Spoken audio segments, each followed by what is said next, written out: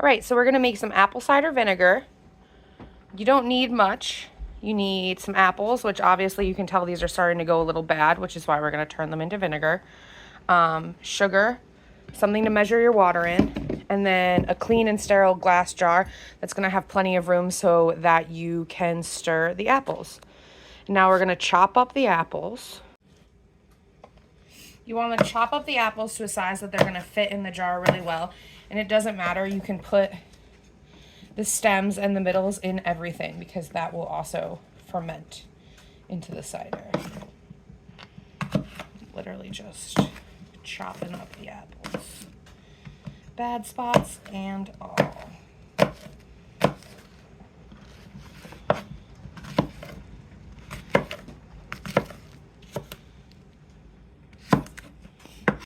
So now we're gonna fill up our jar with the apples.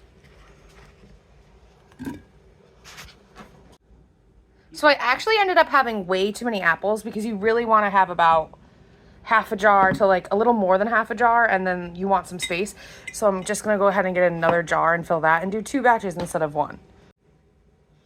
So next you're gonna add your cold filtered water to the jar, and you want to really fill it up to the top. I know I have an 8-cup measuring cup, so I'm going to do the math after that.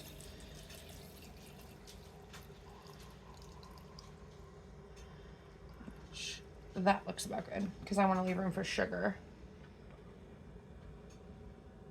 So the next step is to add the sugar. I've got these cute little farm, I don't know if you can see them.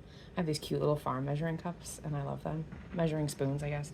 And the ratio is 1 teaspoon of sugar to 1 cup of water, which is why you want to make sure you remember the amount of water. 6, 1, 2,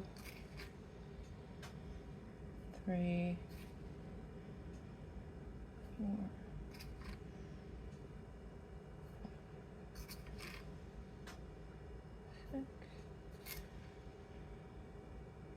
This one needs 5. 2, 3, 4, 5. And then you're gonna make sure you give it a good stir. Try not to lose your apples like I just did. That's okay.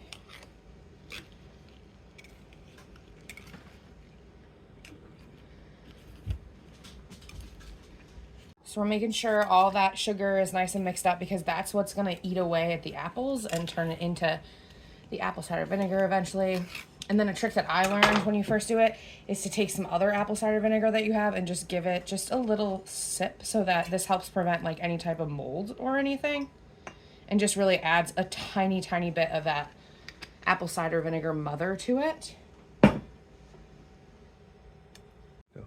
So the last step is you're going to want to cover your apples with a piece of breathable fabric, not cheesecloth because you don't want fruit flies to be able to fly in. So just really any scrap fabric that you have, and then I just put a rubber band on it so it's nice and tight.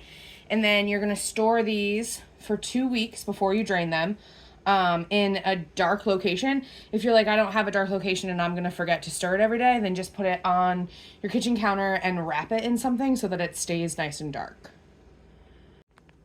This is what your apple cider vinegar is going to look like about 2 weeks after stirring it every day. She honestly needs to be drained at this point, which I'm going to do right after this video.